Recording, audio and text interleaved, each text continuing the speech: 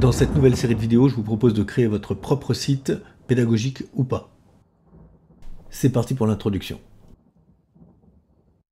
Avant d'attaquer vraiment, on va parler de l'hébergement du site. C'est important parce qu'il existe deux possibilités d'héberger son site, soit en local, sur sa propre machine, soit en ligne.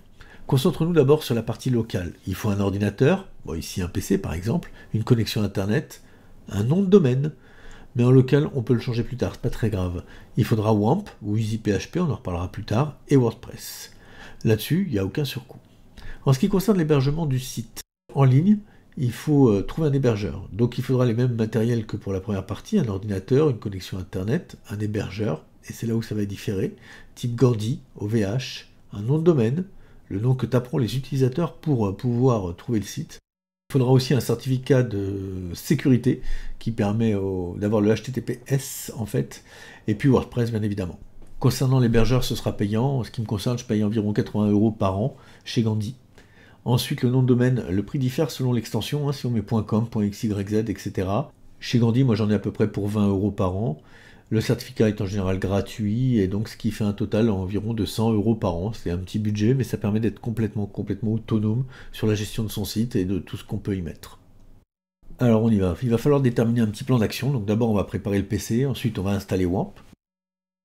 On va installer WordPress, on va paramétrer WordPress. On installera les extensions et on les paramétrera. On trouvera un hébergeur si besoin, et on déplacera le site hébergé en local sur l'hébergement. Première partie, préparer le PC. Et bien nous voilà sur une machine, donc un PC, ici sous Windows 11, mais 7, 10, 11, ça devrait fonctionner sans aucun problème. L'idée ça va être de mettre, de télécharger les deux logiciels dont on va avoir besoin. Le premier logiciel, donc WAMP, qui permet de créer l'environnement de travail du site, et puis WordPress qui est en fait le moteur du site. Donc on va commencer à aller sur internet, on va taper WAMP. Donc WAMP, ici on a WAMP Server, c'est le premier lien, ça fonctionne. Donc on nous explique que dans WAMP Server il y a du Apache, ici, qu'il y a du PHP et qu'il y a du MySQL, c'est tout ce qui est nécessaire pour pouvoir créer son site. Ensuite, on peut télécharger donc soit la version 64 bits, soit la version 32 bits. Ça dépend de votre système d'exploitation. Donc ça, il y a plein de vidéos sur YouTube qui vous permettent d'aller voir les paramètres système et de savoir. En ce qui me concerne, et toutes les machines récentes, ce sera du 64. On peut remplir ici le formulaire ou passer directement au téléchargement, ce qu'on va faire.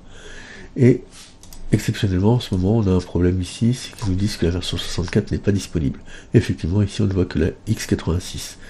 Mais, si on clique sur le répertoire WAMP Server 3, ensuite WAMP Server 3.0.0, on retrouve ici la bonne version. Donc 3.3.0 en x64, et ici la x86. Donc selon ce qu'on a besoin, on peut tout à fait choisir. Je vais prendre la 64. Dans quelques secondes, le démarrage du téléchargement va s'effectuer. Et normalement, ça se lance. Voilà, le téléchargement. Pendant ce temps-là, on va aller sur WordPress. Donc pour télécharger WordPress, il faudrait que je le tape bien, ce serait mieux. Voilà, donc WordPress, c'est exactement ce qu'il nous faut, c'est le wordpress.org, parce qu'il existe aussi le wordpress.com, et les deux sont différents. Alors, je vais quand même vous montrer, donc nous c'est le .org, mais je vais vous montrer le WordPress. Voilà, wordpress.com, si on le tape dans la barre, ici on voit qu'on peut créer un site sous WordPress, mais c'est tarifé, c'est-à-dire que il faut payer par mois, etc. Alors il s'occupe de tout, au niveau du stockage, etc. Mais bon, c'est payant. Je dis pas que c'est pas bien, je dis que c'est pas ce qu'on recherche en ce moment. Là, l'idée c'est de voir si on est capable de créer un site, voir si c'est intéressant, on va pas payer, on va se débrouiller tout seul. Donc on va retourner sur un moteur de recherche, et on va aller voir WordPress, et donc pas le .com, mais le .org qui nous intéresse. Donc quand on clique dessus, on arrive donc sur le site, on peut obtenir WordPress, mais on va quand même parcourir un petit peu. On nous dit que 43% du web est propulsé par WordPress, donc ce qui représente quand même presque 50%, que ça représente plus de 60 millions de personnes qui ont choisi WordPress. Donc voilà, on n'est pas sur un petit logiciel, c'est un CMS qui tourne bien. Donc obtenir WordPress, Donc l'idée c'est de le récupérer et éventuellement, comme je disais dans la vidéo, de le mettre chez un hébergeur ou nous on utilisera WAMP en local.